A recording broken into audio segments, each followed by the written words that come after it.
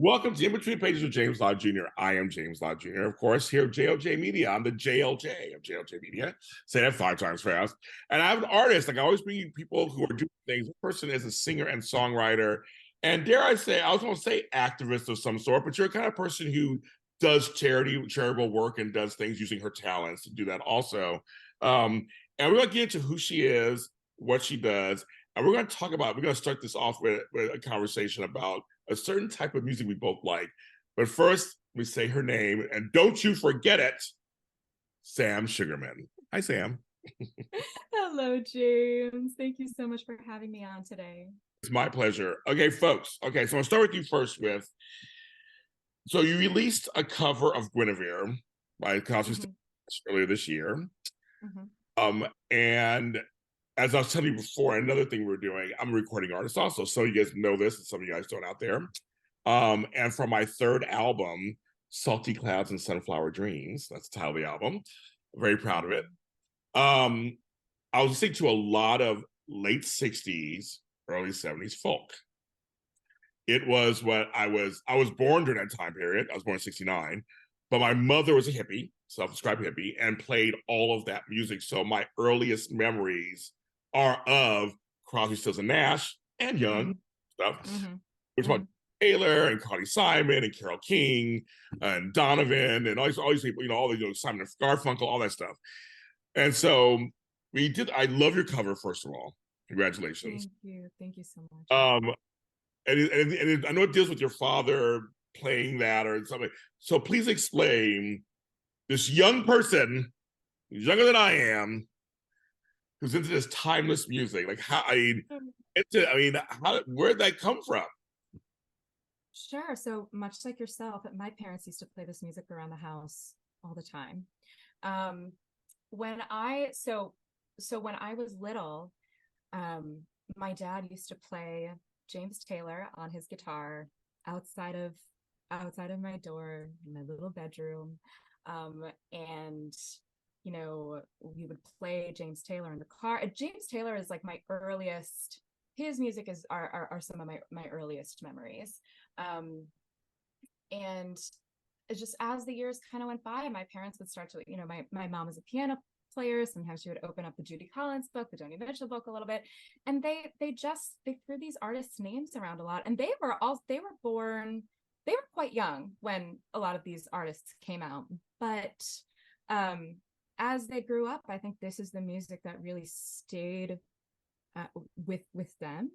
Um, and the the beautiful, storytelling and kind of like vast nature of it is what they were drawn to as adults. They played this music around the house a lot, and then I have a very specific memory of being maybe like 10 or 11 years old, and I got like a Barnes and Noble gift card for my birthday. Hey, Martha. And yes, yeah. And do you remember, like, I don't really think they have this anymore because CDs aren't really, very popular anymore, but they had this like whole section of like CDs and vinyls and like books of different musicians. And I remember, like, instead of asking my friends or like bringing friends with me, who should I listen to? Who are you listening to? Whatever. I asked my dad who I should, what CDs I should buy, what music do you like, whatever. Um, and I've always been very close with my dad, and I like my parents' taste growing up, and so I think that's why I asked him, and he said, okay, I got a little list for you, and they were all greatest hits albums, so I could get kind of like the best of everything. But the bands and artists were The Doors, Led Zeppelin, Stairway to Heaven, um, Greatest Hits of Crosby, Stills and Nash. Um, I'm blanking on the Pink Floyd, Dark Side of the Moon. Okay. And so I then started listening to a lot of this music like independently. Um, and so just, growing up through my teenagehood, I just I wasn't a big like radio listener. It's funny, I remember going to like high school dances and like everyone knew the words to everything, and I would just like rock out like faking it, like trying to like mouth the words along with everybody like a split second after the words are. Not a Spice Girls fan or anything like that. No.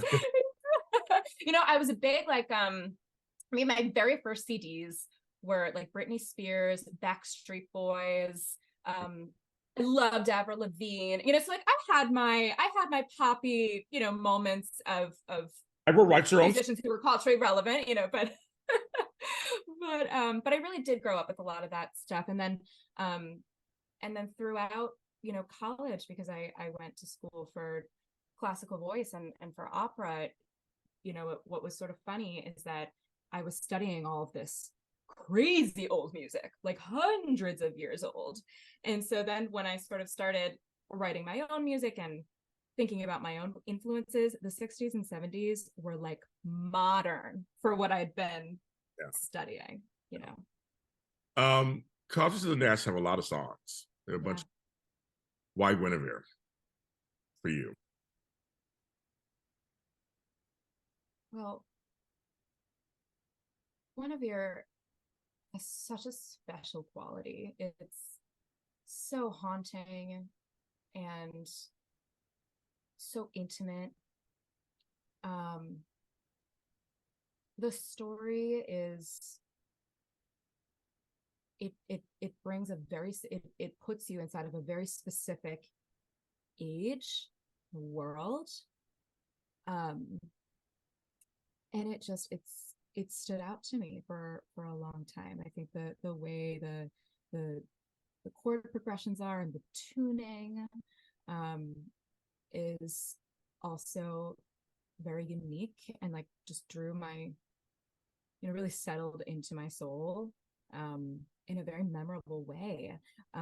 But it wasn't really, I'm from Buffalo, and so when I was when I go visit, when I go back home, I get together with my co-producer, and we mess around.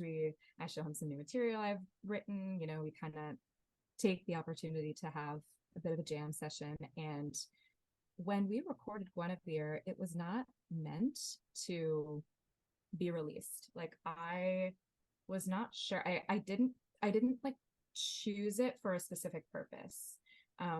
We just kind of started playing it, and we were like, ooh, what about that? Let's cover that. That's so fun. And then the way it sort of unfolded was that David Crosby died in January, and the timing was sort of impeccable because I'd written it just that past August. So it was only a few months later. And because it had already been recorded, I was like really happy with how it came out, mainly because it was really kind of done off the cuff.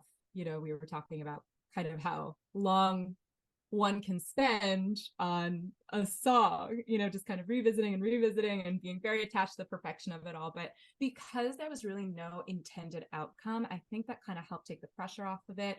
And we just allowed it to be like what it was, which was just acoustic and vocals.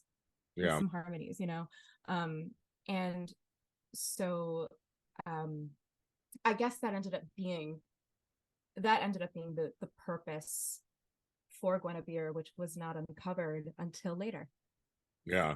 I have family in West Seneca, so I know Buffalo. Ooh. Yes. And back, I'm aging myself, my one cousin Gloria and I used to always bond over music, and one of the groups we loved was Def Leppard. So that's our main. They're they're a very commercial big band. Yes. Mutt Lange, who's a songwriter for most of their later to Shania Twain, and I'm a huge Shania Twain fan.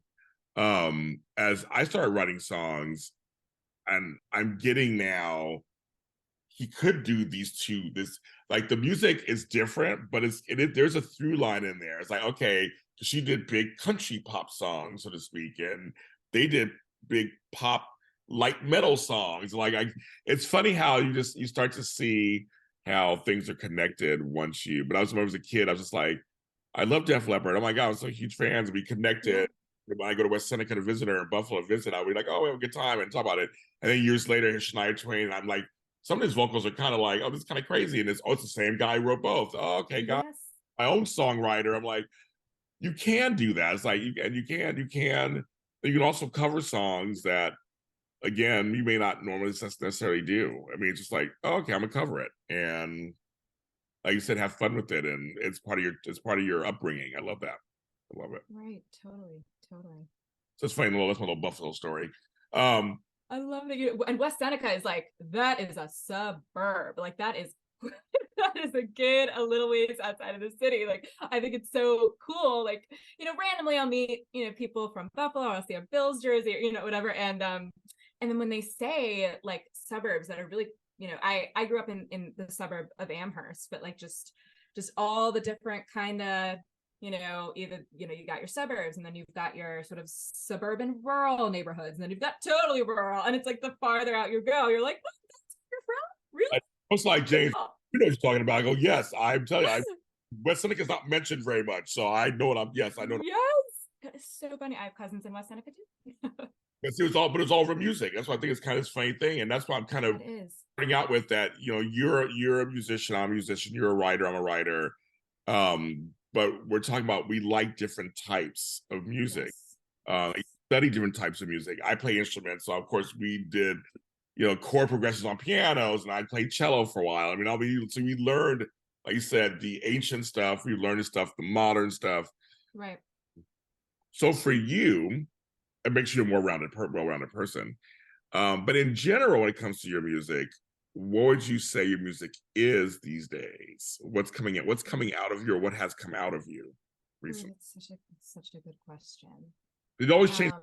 We always change and evolve, but like, what's happening with you musically? Yeah, what's happening now? Yeah, I go through different cycles, I think, with my music. It does evolve and change, but it also, sometimes I'll kind of come back to my original roots of like just very, or rather the original roots of when I started writing music, which is really just acoustic guitar and voice. And I think right now I'm actually kind of in that very raw cycle, if you will. But that's really also just because, like, it's kind of a quiet season for me. Like if I'm internally kind of quiet, then like my music is a little quieter. But for the vast majority of the year, it's been a lot of fun. I've started kind of introducing and playing around with a little synth, a little electronic, because as we've been chatting about, a lot of my influences are, that kind of that folk rock era vibe, right? And so what I'm kind of pushing myself to do now, which has been a lot of fun, is to think about my music a little more expansively by introducing and infusing more of a modern twist or a modern edge on my music. And so since moving to New York, I've not, when I was in Buffalo, as I mentioned, I have a co-producer there, and the beauty of working with him is that he is quite, he's really my engineer, and so he speaks much more of the language of production, whereas I'm still learning. And so when I kind of had an idea, it was a little easier for us to go in and be like, oh, let's see how that sounds. Let's see how that sounds. So now it's a little slower.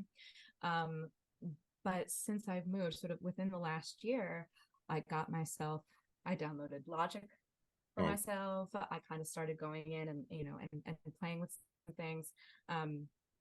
And so what's fun, about Logic is that there's so many, free, they give you these pre-recorded loops and all these really cool sounds, and I've started learning how to play with MIDI, and I have a keyboard that's sort of perfect for those purposes. And so I plug it right into my interface, and I'm able to really play in that way.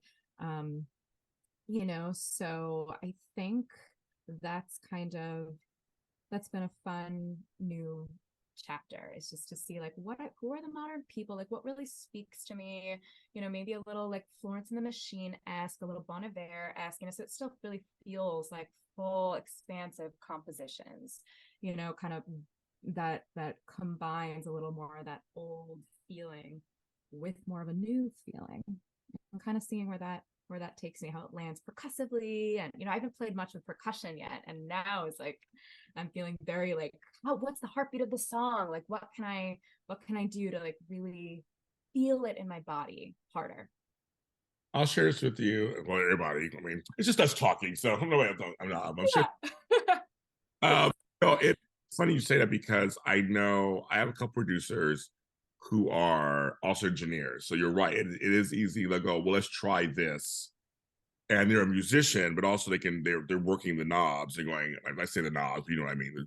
And they're working the board, and they're like, oh, let me do this. Let me put that, more of that and less of this and more of that. You're like, oh, okay. And it kind of helps. And I have other producers who are strictly more ear, just hearing stuff. The musicians doing everything they hear and they put together. So it's funny. But I have this one producer, Pete Mills. We did a song called Lost and Found for one of my albums. And and he had me, I had written the song, and he had said, I want to change it around. I like the theme. We had connected, and he goes, I want to change some of the words and add stuff. So we did. The song originally was called 1979, and there's already songs up there called that already too. He's like, there's Smashing Pumpkins, and I was like, yeah, I know that song, that title's everywhere, but it had to do with my father leaving me when I was 10. Mm. So I said, okay, and I said, well, I just want to, I just want to just still talk about. He goes, no, the theme is great, but we made it an upbeat song. That was his playing around with the knobs. And then he said, James, and you'll understand this, I want you to sing in a higher key. Now, here's what's funny. I have this deep voice, as you know, and this voice, deep, and I sing deep and everything. And he said, no, James, trust me. I'm gonna ask you about that too, about trust in a second. But he said, trust me. And I want you to, and so we're fans of the Pixies. And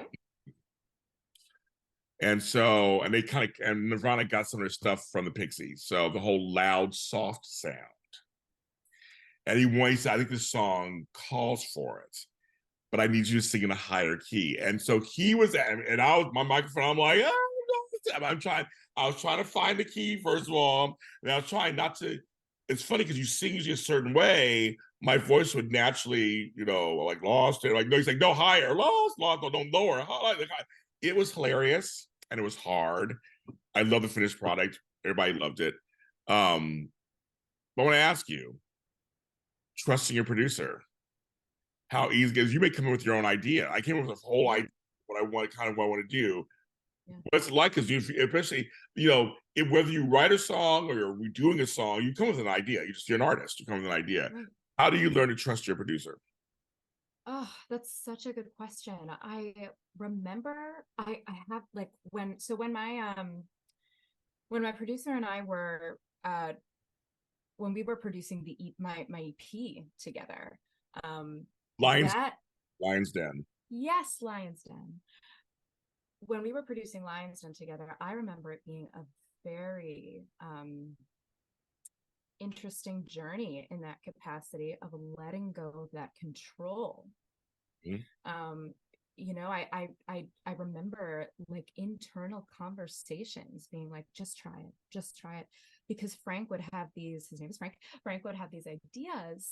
How about the B3? How about this? How about that? And I'm just thinking to myself, like, oh, it's sort of just that internal cringe of the assumption, that it's not going to align with your original vision. But I think as I allowed myself to try and be pleasantly surprised, I learned to let go of that control, like let go of what I was holding on to so hard. And I let it become, the mindset shift. The mindset had to shift. The purpose had to shift a little bit. It had to become a little bit less about me and more about what serves the music, and I think when you think about making music in terms of putting music at the center instead of the self, it allows for beauty that you don't even know exists until you try. You said it. It's me first. Obviously, it's you first. It's this idea comes from you. It's you first. You're trying to figure out if this song will serve you correctly at first. But you're right. You have to let go because ultimately the song has its own journey, right? Right. Right, exactly. And nothing is permanent, I mean, even though, of course, as we keep bringing up, is a point at which you gotta allow it You do to live in the world, not hold on to it so tightly by the end, put some closure on it, allow it to be its own thing, but nothing is permanent. No. You can do many versions of a song. You can, as the process unfolds in the creation of the song, okay, you don't like something, don't use it. Yeah. Delete. Like it's all okay. You know what I mean? Like it's just making music. It's just fun. And I love that because I didn't realize that. And you're right. There were times when I was pleasantly surprised, like more than pleasantly surprised at the outcome of what either a co-songwriter brought to the lyric, added something that you're like, oh, that really works, or a background vocal, that comes in, you're like, that really worked. And then, I mean, but I had to learn that the song has its own journey. It starts with you. It starts with you guys. The journey starts, but it's our job. We're the gatekeepers. It's our job to see it through, to almost be humane to it. You'll be humane to the song and like see it come to its best piece of version it's supposed to be, right? Yeah, absolutely. Just uncovering it, realizing it. Mm-hmm. It's not easy, right? But it's a process always. It's a process. I love that. In terms of the process, I actually want to ask this because we'll go back a little bit because of the pandemic. We've all walked through that and that time period. Were you more creative or less creative during that time period? Ooh, okay. So I used the pandemic for a very specific purpose musically for me. So when the pandemic hit, I had been about 2 years into creating my EP. Okay. And at that point, I was feeling very overwhelmed with everything I felt I had to juggle as an artist. Everything from social media to booking the shows to practicing for the shows to like whatever, writing new stuff or memorizing new, it's just like this, we're octopi, right? It's like just, okay, what am I going to juggle next? Like, and I remember feeling like I needed some time to just focus on creating the EP, like letting that be my focus. So it was just everything else felt so distracting. And so at the time, my day job was so I was an activity director at a nursing home. Okay. And so my job was not cut. And so I was going to work every day and feeling sort of this sense of fulfillment and giving what I could during such a time that was so difficult for so many, especially the senior community. And so I felt like I had a lot of clarity like during the pandemic because I was, I had my 9 to 5 and I had my EP and my co-producer and I, we would it was always just the two of us, and it was at his home studio, and we would get together and just get it done. At that point, we had a lot of the bones, together. So we really took a lot of the time to really play with detail a little bit more. Because at the end of the day, that they say God is in the details, right? That is the important part, despite the fact that you gotta put it out in the world, but the details are the fun part too, you get to kind of go back in and make sure that it's all really speaking and reflecting you. And so we really got that time to focus and hone and create something beautiful. I'd written a song that I decided to replace one of the songs I was going to put on the EP with, and that became the intro to the song, which I think was really appropriate for the package of the EP itself and the vibe that I intended for it. So yeah, it was it was a time of a lot of clarity for me musically. I had already also changed and this is a whole other, conversation, but just very quickly, a few months before the pandemic hit, I changed my stage name to to Keys Garden, which is what the stage name that Lion's Den is under. And when the pandemic hit, that was the I think kind of the underlying reason why Keys Garden never quite landed the way I wanted it to, is because I never got the opportunity to really be out in the world as Keys Garden, because it all shut down, so the identity was not quite living in me the way that I needed it to. And so then I went back to Sam Sugarman in January of this year. It was just almost like a resolution for me. I was like, all right, let's give myself permission to return to the authenticity that I feel I need to be in touch with again. And so that was, I think, artistically the kind of the other side of the coin in terms of how the pandemic influenced my identity as an artist. But for the most part, I really used it to get that EP done and rolling. It's, it was a true reset for you. Like I said, it was a reset time, so it really was for you. P's albums, I've done both. Folks, are not easy to put together. They'll be easy because you're trying to create something. What were you trying to create with Lion's Den, the EP?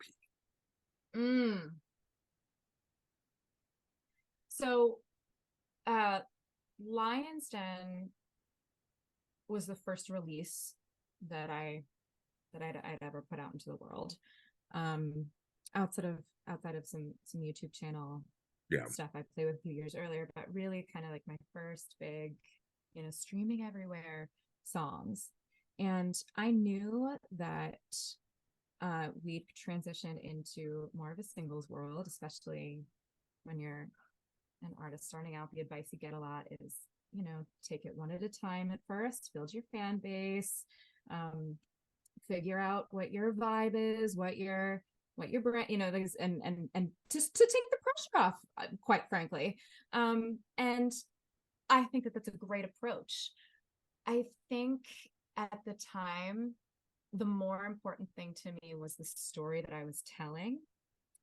And I chose 4 songs that I felt really represented something I wanted to say, with different chapters. Okay. A lot of the material really speaks to our internal emotional journeys that we're on, forever, really, and healing our pasts, and figuring out kind of who we are when we're courageous and brave. In my mid-20s, I'd started, reading Brene Brown, and I read The Alchemist, and I just remember this really beautiful awakening I was happening, which really led to writing the material I wrote. And I wanted to be sure that I was delivering a little, like a small novel instead of like a short story, if that makes sense. And both serve very beautiful separate purposes, but that was kind of the important thing to me. It was like the entity itself needed a little more substance besides just a single. I didn't feel like I could do the songs justice by themselves.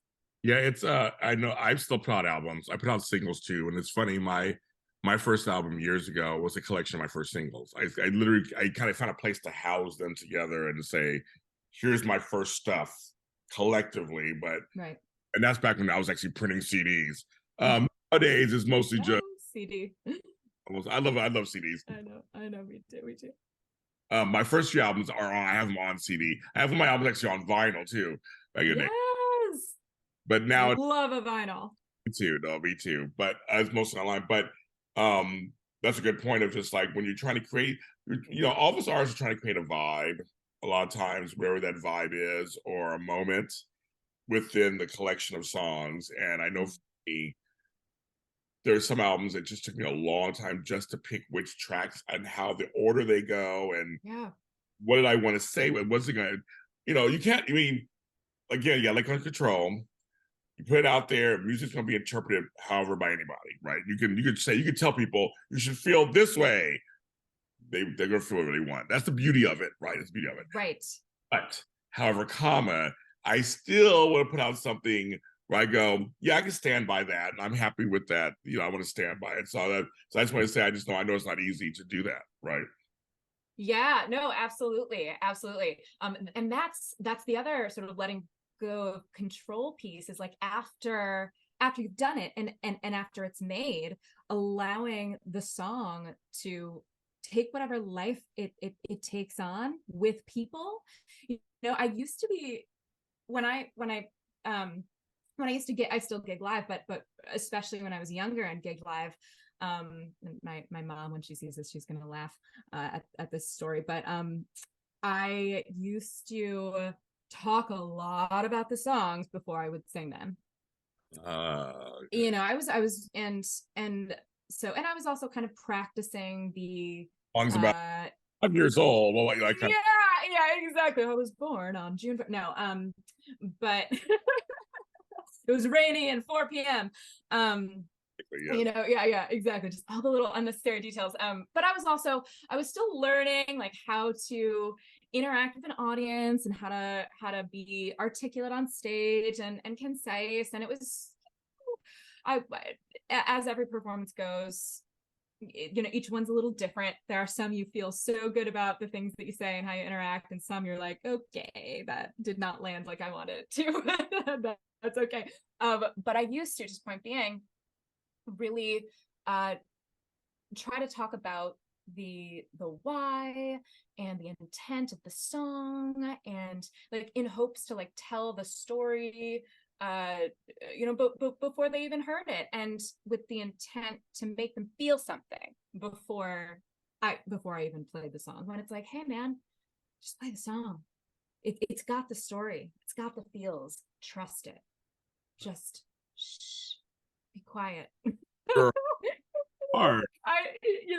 And when exactly, it's right, it's hard to sort of rein it in sometimes, but there's so much power, I think, in the quietness and like finding the appropriate moments, right? It doesn't mean like to downplay ourselves, right? It's like just to refine the message. So it was when I had my Rockwood debut earlier this year in New York, I remember talking to my mom on the phone a little bit, And she was like, I just have what, is it okay if I just give you one piece of, just one piece of advice? And so I swallow my pride, I take a deep breath, and I'm like, sure, Mom. And she's like, okay, don't talk so much. Yes. Just let the song speak. Just let them speak. And this was like always something she used to kind of try to get through my head, that like, of course, like what child ever listens to their parents truly? Right. That's funny. Like, During the pandemic, because you couldn't, well, in LA, we were locked down. We couldn't go out. yeah. I was Right. doing I was doing my keyboard on TikTok. I did these, and what's funny is they took all these I would make them these little quick songs. One was like, "It's really hot outside."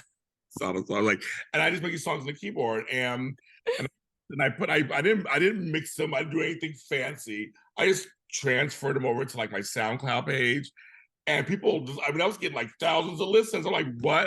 And once I was, it's hot. And that song was just me and a drum machine on a keyboard, my Casio keyboard. So how hot it was.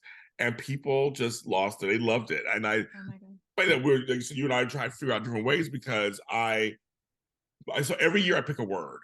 And every year the word represents my life that year, so my hopes, my dreams of that year. And 2020 was stage. Okay. I had gigs set up. Yeah. So when March came around, up, and that was it. I mean, everything, LA shut down for 6 months. Yeah. But there was during that time period, I had no birthday. I was by myself because we were all quarantined. It was the craziest first 6 months of like my life ever. Yeah. Los Angeles. But but stage was I was like, okay, we're gonna do stage. I'm gonna book gigs, I'm gonna go around, I'll play places, I'm gonna do some open mics, whatever. Yeah. That didn't happen that year. So I had to find ways to I was still doing music and creating stuff, but I was like, I gotta find ways. So like TikTok is a great space. Like you put together your EP. Like we had to find other things, didn't we, to kind of shift the focus, I guess. Yes, we just had to get resourceful. Exactly. Because it can be very easy, right? To like Go screw it. just let yourself, right. Just kind of let yourself not engage Right. when you don't have the social aspect or the community, like something where you kind of are met halfway. You kind of have to create your own engagement and meaning. And it was tough because again, love was one-sided in terms of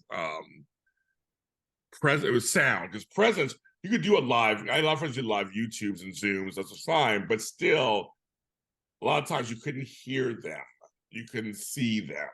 So it was like, that was also an adjustment. Like, can I just play and like I can read the comments, and if they give me the hearts, I mean, it had to learn how to. I had to learn how to be enough for a while.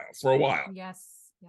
It did. It did kind of enrich me as a performer and as a writer now, because I was like, oh, we can. We're artists. We shift. We change. We out of tragedy, beauty can happen. All kind of stuff. We do that, don't we? We do that, right? That's what we do. No, absolutely. I mean, like when you're backed into a corner, you're forced to adapt, and we don't have a choice but to become better for it. Yeah. I think. I want to ask you something, actually. Yeah. Because you have this, you have an operatic background, so you went to school and studied, and stuff like that. And I want to ask you, because you do also, secular, I'll say pop rockish music or whatever. Are there voices out there that inspire you from like both worlds? Like, for example, like Freddie Mercury, obviously he had a very operatic voice. Right. Or a Celine Dion or Aretha Franklin, or like folks who have actual voices. Yeah. That can go Luciano Pavarotti maybe on one side, or Leon on the other side, or or Christina Aguilera on one side, Mariah Carey. Like there's voices that they can, Barbara Streisand. They all come from both sides. How's that work for you in terms of your training versus life as an artist? Sure. Yeah. So it's interesting you asked, because I'm now kind of thinking about the question you asked, the question you asked about the music that I'm kind of what's speaking to me now.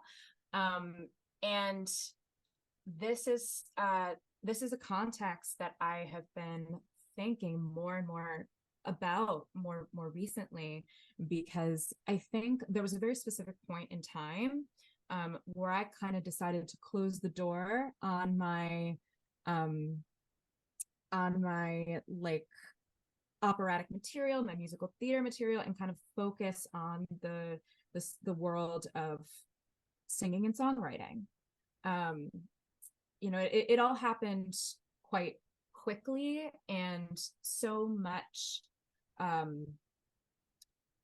was able to do to create and craft a career on my own terms rather than auditioning, just this whole other process that was really hard for me to navigate after college.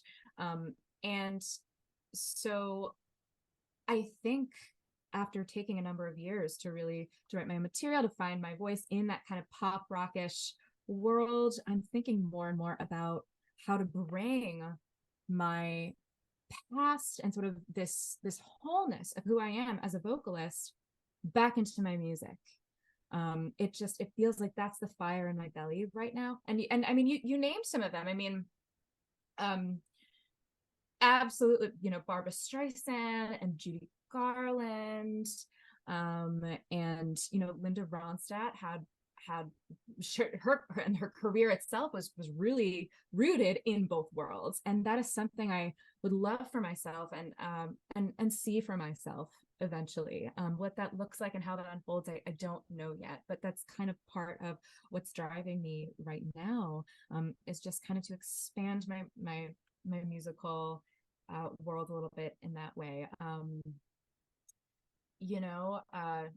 Really just kind of deciding not to put myself in a box anymore, to really kind of figure out like how I as a vocalist, who's been studying for a very long time, and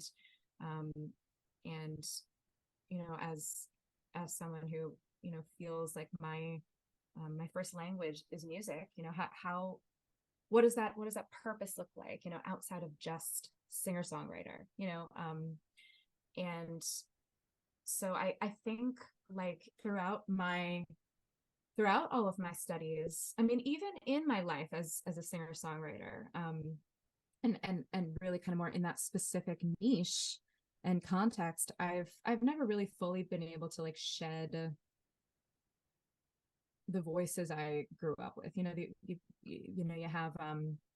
You have Renee Fleming, you have one of my favorite artists in the world who died, but I think she's one of the greatest operatic voices in the world, is Anna Moffo, and Beverly Sills, and like these really just these gorgeous voices like glass. Diana Demerau, and and it's never quite fully shed. I've had a lot of people when I've come off the stage ask me if I'm classically trained, even if I'm not doing classical music. I think it's sort of in there, and it's interesting because after I started getting that quite a bit, I wanted to play around with like what kind of style and like grit I could bring to my music if I wanted to, that would allow me to kind of shed that a little bit. Yeah. Like what would my voice sound like if I brought a little more edge, a little more straight tone, a little more, so it's a big world because there's so many types. There's so much one could sing, and sometimes it's like overwhelming. But I think that's what I'm into right now, is like figuring out the middle part of the Venn diagram of those worlds for me. Linda Ronstadt, you mentioned, influenced me in the sense that she had a varied career. She did Broadway, Spanish music as her father. Yeah. But it was her, and folk rock, but it was her What's New album that came out in the 80s. I was in high school, and she's laying there in this beautiful dress with the little walk band sitting next to her. How modern that is. And it's her first album with Standards with Nelson Riddle Orchestra.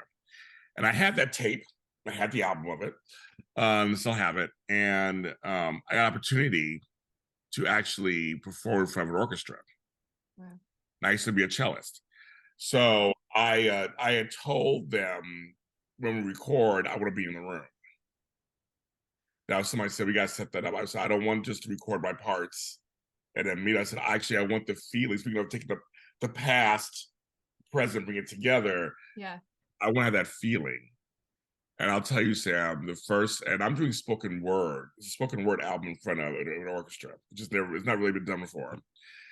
Cool. I looked it up. It's not really been done before. I think it's been done once by somebody once, but it's not common. Yeah, I'd love to hear it. Speaking with Strings, it's my favorite albums. Yes. But that first song we did together record, because a lot of times folks, you don't know this, sometimes just go into a booth, and they play it in your ear and go, okay, do your part or whatever. This time there was a microphone set up in front of the orchestra. They were behind me. That's how I wanted it. And I'll tell you, it was very powerful when they started up. And then I'm like, a couple times I forgot I was doing it. I was listening, I'm going to go, James, you can go now when you're ready. I'm like, oh my God, you're so good. I just forgot what I was doing. Right. But it was bringing both my worlds together. It was bringing my old orchestra world together, mixed with my new world of what I was as an artist trying to do. And I think Belinda Ronstadt, she's one I said, I can do an album with an orchestra. Why not?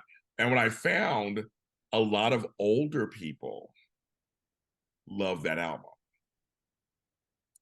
I got a whole new audience because of that album that I didn't even wasn't trying for. I'll take anybody. If I'm singing my music today, I'll take it. Indie artist. But that was something. But again, I just wanted to do something that brought both my worlds. That's why I said for you, I'm like, people do that. They can bring, Mariah Carey does all the time. She has her 5-octave Minotaur had a 5-octave ready. They bring it. Yes, that's another one. Yep. Annie Lennox. Oh yeah. Lennox. Yes, I saw Annie Lennox. The most I ever saw her was her at a piano. She went on tour, was just her at a piano.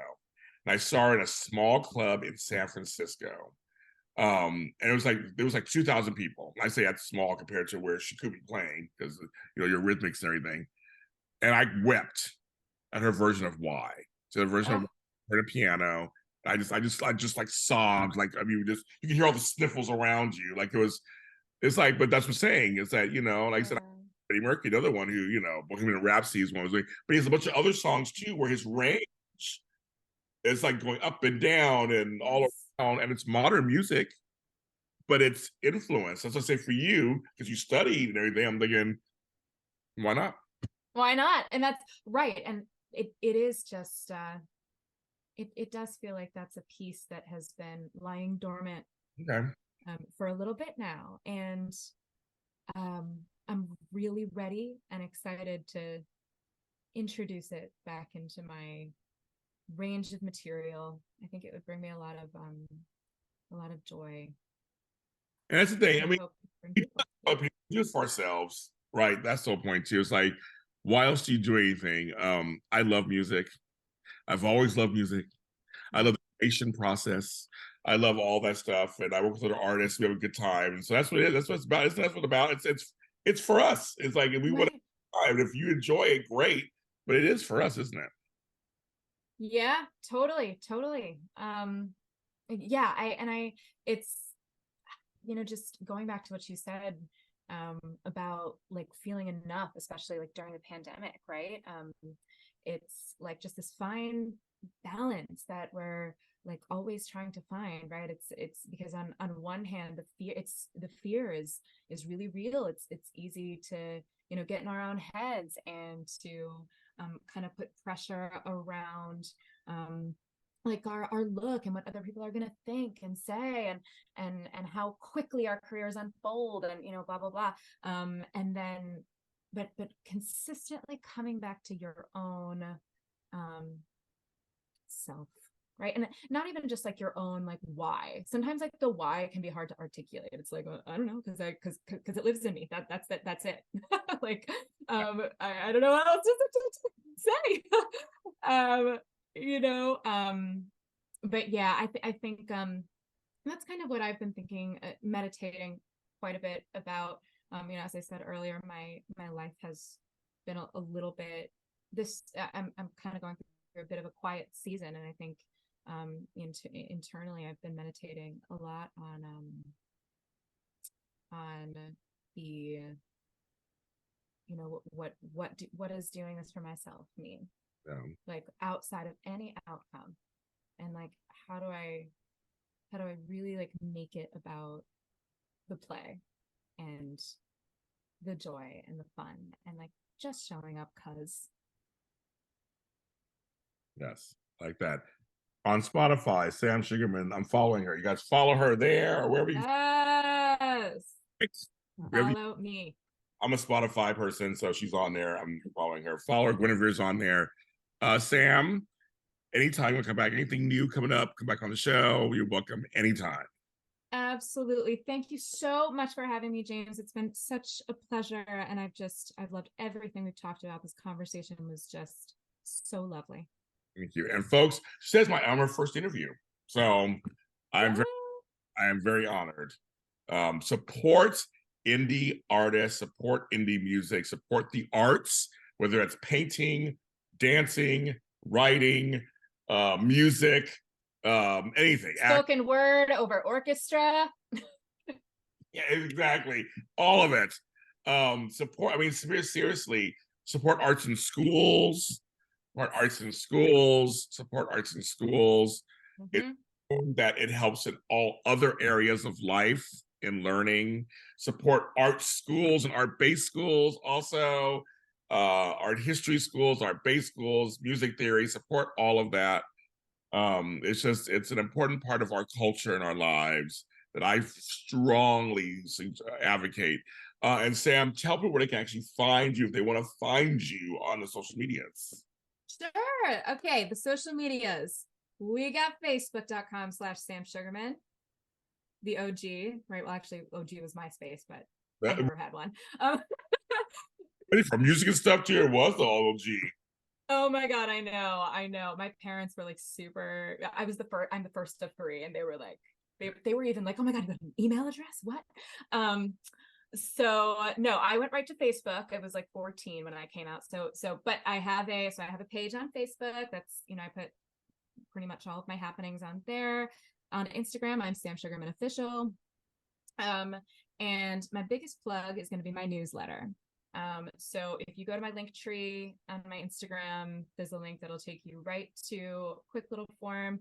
My newsletter is where I really build community, and because the algorithm is so like weird with social media and it's hard to keep up with like when and who's doing what, my newsletter is just a guaranteed way, like one newsletter a month, maybe two tops, to let you know what's going on in my head and my heart and on stage.